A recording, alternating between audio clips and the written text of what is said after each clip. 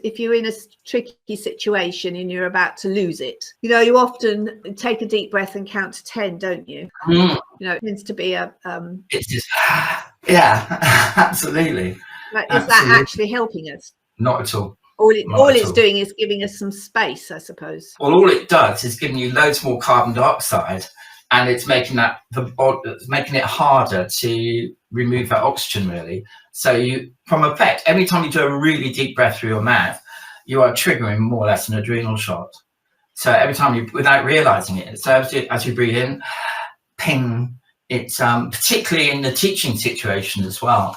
So many teachers just sort of breathe in, if you like, and it doesn't take much at all, because I think when you're teaching, you've got a very heightened sense of awareness, alertness, and it doesn't take much to trigger that adrenal shot.